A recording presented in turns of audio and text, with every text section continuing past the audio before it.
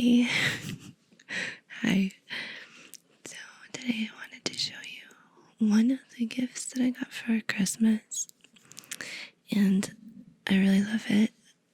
So I put it back in the box so I could show you the whole display. But this is a Woodwick gift box. It's a candle holder and 6 petite Woodwick candles, and it says Woodwick petite candle holders are the perfect addition to any tablescape. Indulge in hand-selected, sophisticated fragrances and the luxurious glow of crackling wicks with Woodwick candles. I know that Woodwick candles are a favorite in the ASMR world, but I found that these petite candles sound different than most of the ones that I've heard in videos. I've never had a Woodwick candle before, ever, and I'm probably like really irrationally excited about it.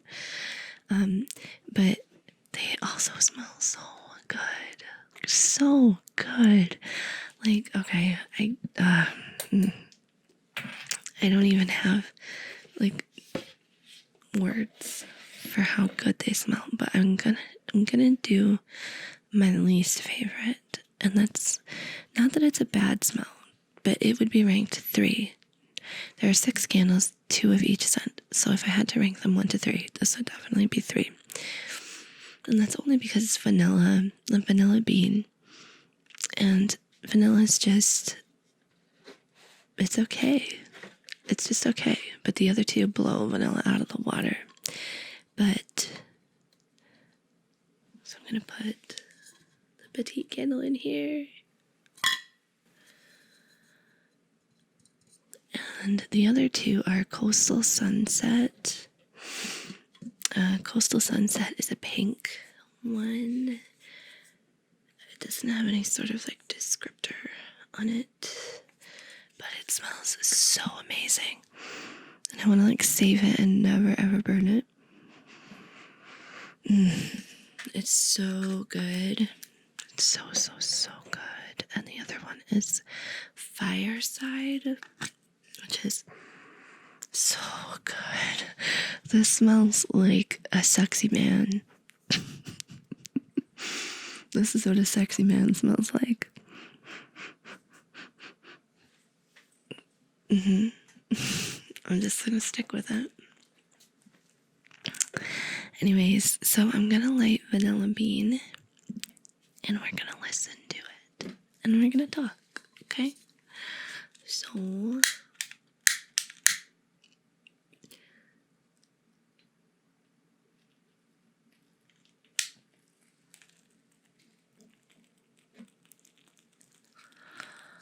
here we are with our crackling Woodwick.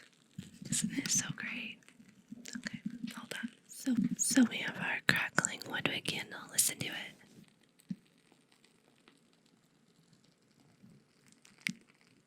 Isn't it so nice? It's so subtle and nice. I love it. I just want to get a bunch of these petite candles. Not like fuck the big ones. I like these ones.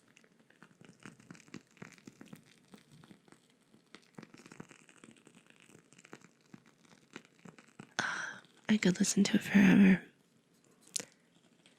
So I guess I just wanted to maybe have a little chat.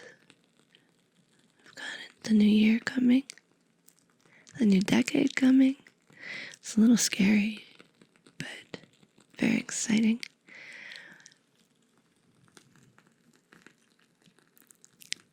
So I've spent a lot of time the past couple of days really thinking about the past year and the things I've accomplished, the things I have maybe not accomplished, but have definitely made progress on. The the last decade I haven't really thought about. Think back to the time when I was just a youngin' and getting into lots of trouble and making bad decisions. That was a rough time in my life, so I'm glad that's over. And I'm glad that a new decade is starting. There's been a lot of really bad things.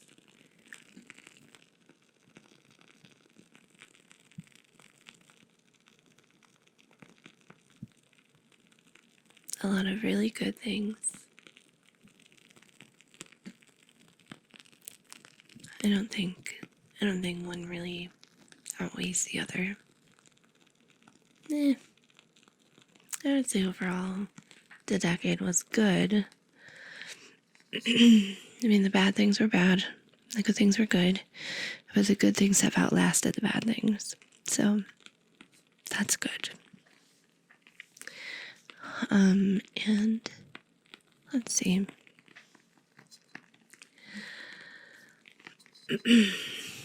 My earphones are always like popping out. Let's think about the new year and the 2020s. It's crazy. I refuse to be a part of any of the roaring 20 theme that is going to be absolutely freaking everywhere.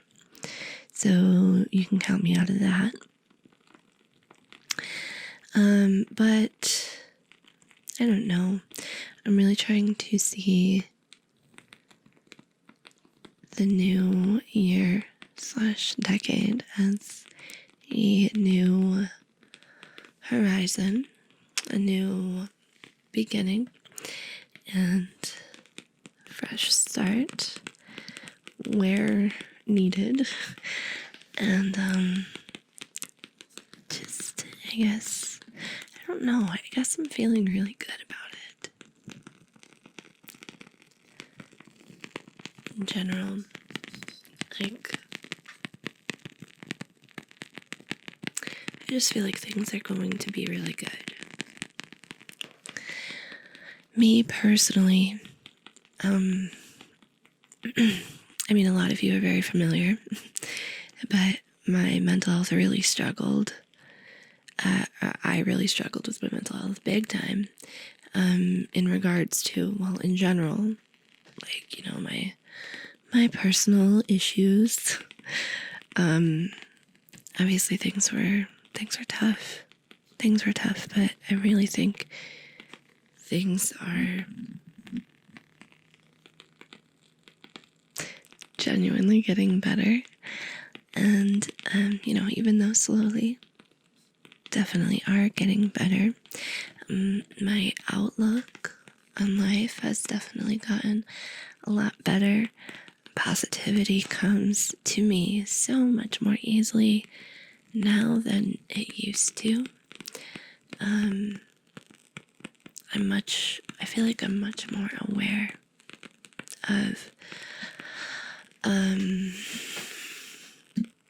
this is a touchy subject. I feel like I'm much more aware of the amount of control that I have over my mood. And it is a touchy subject because I don't want to invalidate anybody who feels like they aren't in control of their mood, because I've been there and I still go there. And it's a very not fun and very hopeless place. But me personally, I've been much more aware of how in control I really am, and how much self-discipline plays into it, and how much just sheer willpower is a lot of it sometimes. You know, when you feel like everything just really sucks and you feel like you can't move. You know, you feel like when you're literally at the point where you feel like you can't get out of bed, or take care of yourself, then the thing that you need to do the most is that exact thing. As like kind of ridiculous as that sounds, you know. But yeah, I think it's definitely not that I've conquered it. Of course not, but I'm learning to balance it, and I don't let it win so much anymore. Not even close to what I used to. But I definitely do still have my moments. Like I said, there's a balance there. So I'm excited to continue learning and getting better.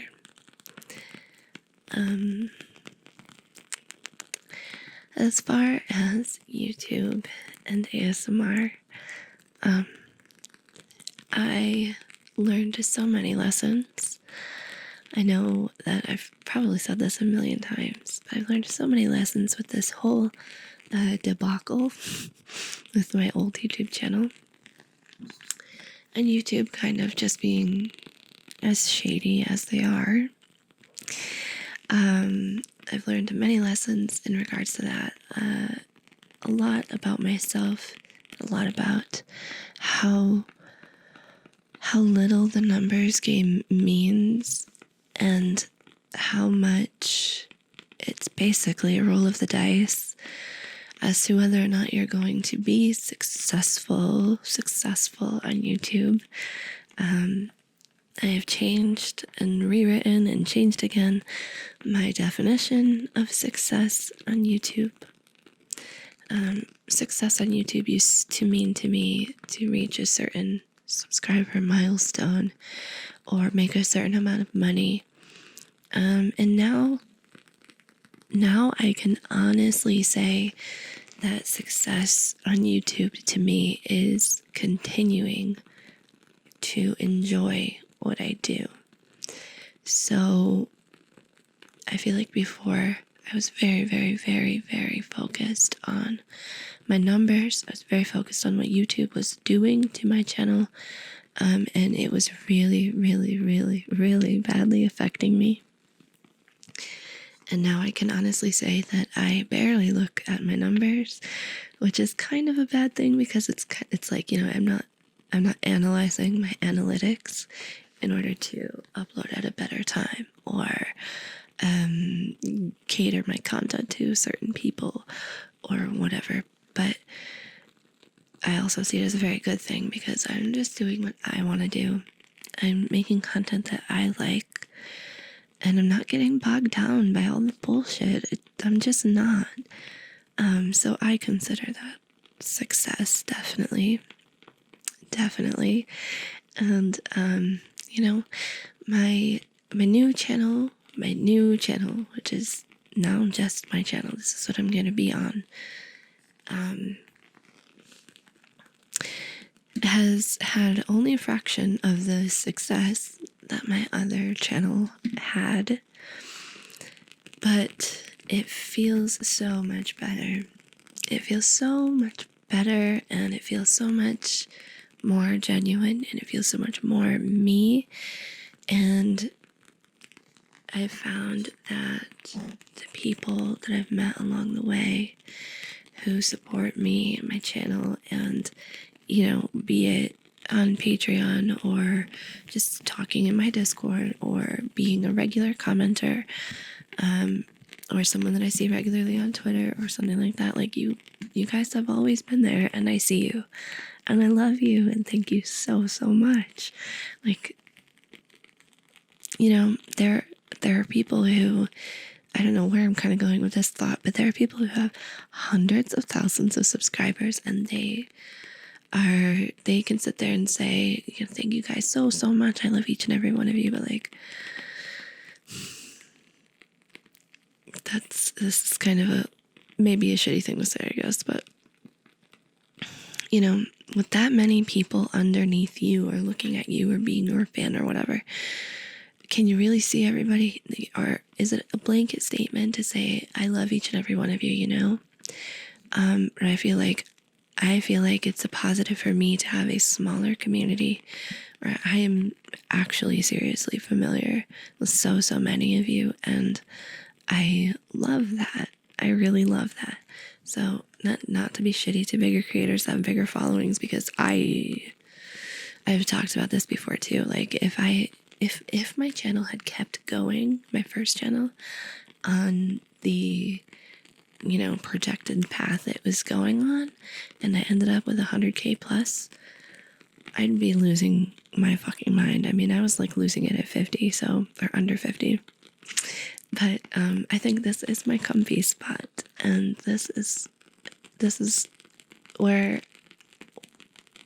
things are good, and where I like to be, and I'm happy to be here, and I'm grateful to be here. And I wouldn't be upset if I never reached 20K. Do you know what I mean? Like, so another thing that I've learned is that I will never ever, because I'm seeing a lot of these, on Twitter and stuff with all the other ASMR artists that I follow, but I will never have another subscriber milestone New Year's resolution ever again.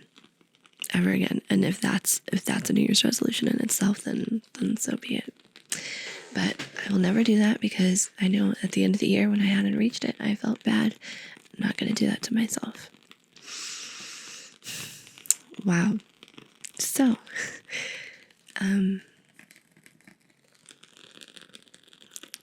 this is getting louder. What else?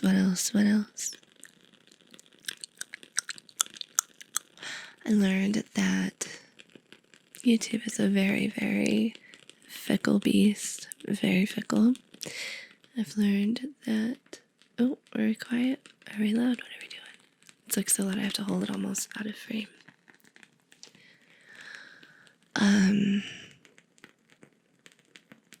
I have learned that I had something and now I don't have it. I lost it. I've learned to be more accepting of myself. I know I have a very long way to go with that.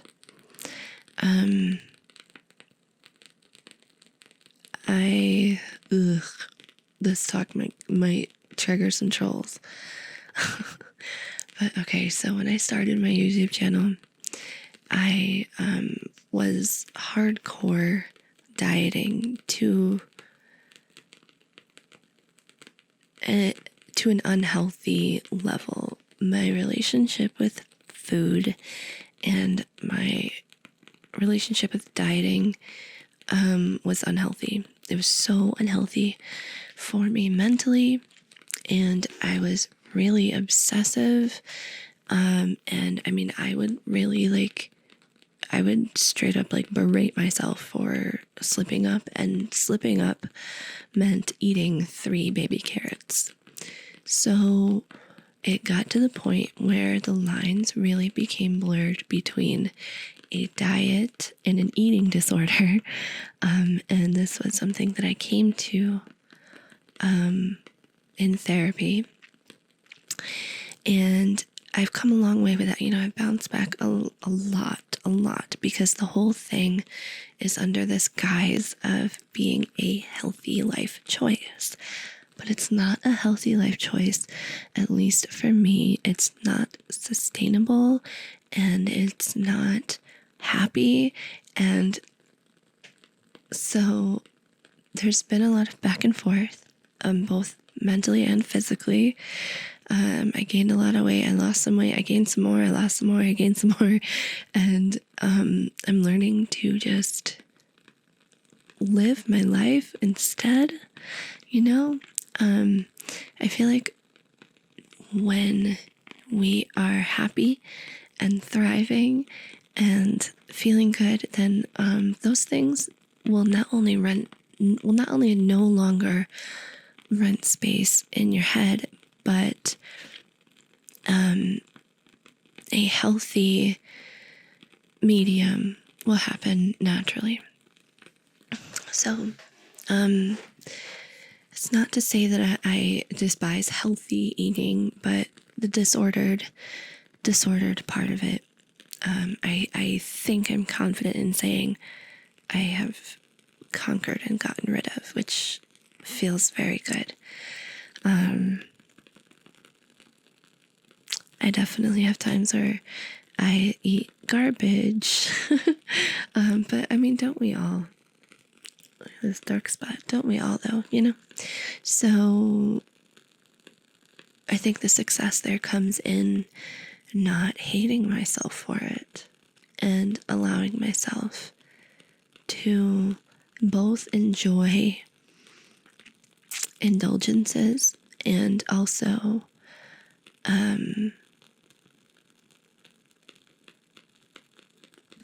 find ways to be both healthy and happy. As cheesy as that is. Anyways, I'm going to move on from this subject before I get a whole other thread about me called, who knows, whatever bird is bigger than a turkey. Anyways, another thing that I learned, not only this past year, but the past few, through YouTube, because I had to, was to not take people so seriously, especially when those people are trolls and when they are mean fuckers. Just not doing it. I don't have time for it. I don't have energy for it. It's not part of my life. We're not doing it. We're not doing it, folks. I had a couple of very sad lessons the past year, especially regarding my family. And those things I've really struggled with a lot. There have been many nights where I just kind of break down and cry and get really sad about my family and shit. And the people I've lost and why, and how irreparable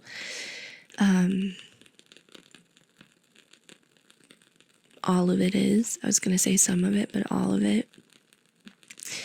And how unfortunate that is. And that I can't change other people. I can't change how they see me. And I can't change their actions. And I can't change their decisions. So as painful as some things are, sometimes that's just life, and we just have to accept it and hope that, there will be a time in the future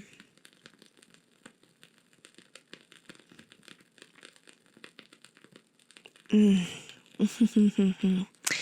will be a time in the future, in the way future, when I know that I will be able to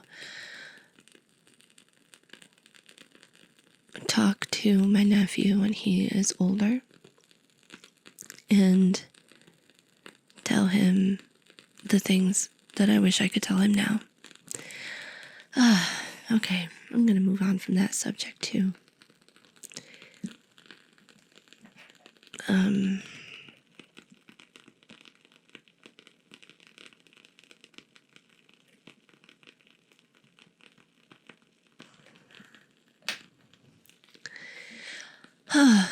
So many lessons learned, and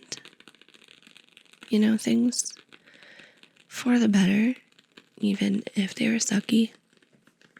Anyways, though, let's talk about the future.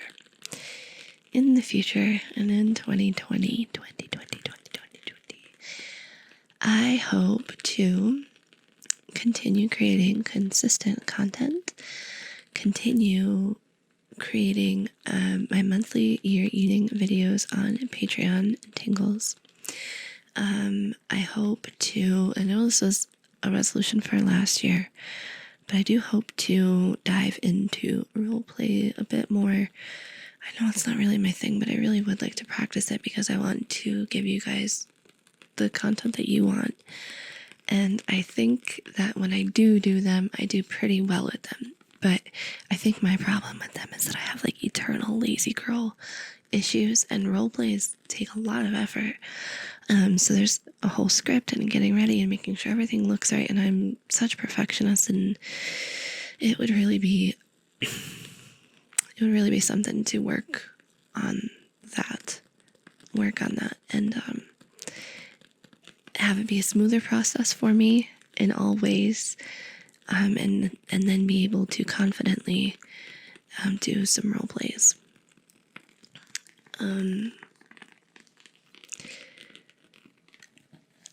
What else do I have for good resolutions? Drink more water, drink more water, drink more water. The only time I've consistently drank water is when I am on a disordered eating kick, and I'm really, really, really strict about it, but I need to be strict with myself about that one thing. About just water, that's fine, but I need to leave it at that. But anyway, so I need to drink more water. I definitely just need to do it. I think that's a resolution for a lot of people, though, almost every year. I just want to take better care of myself, and I want to take better care of the people that I love. And I want to, 2 years ago, I made a New Year's resolution to read one book every 2 months, I think, because I really don't read very often. And I did that, and that felt good. So maybe I'll do that again, or maybe I'll change it to a different but similar resolution, like cook a different recipe once a month or something like that. Some sort of self-discovery sort of work on this thing resolution, I would like to consistently make some artwork. I would really like to maybe do one detailed drawing a month, or maybe an hour, sit down for an hour every other day or something. I really want to improve. I think I'm already pretty okay, but I know I could be better, and I really want to be better. I want to be impressive, and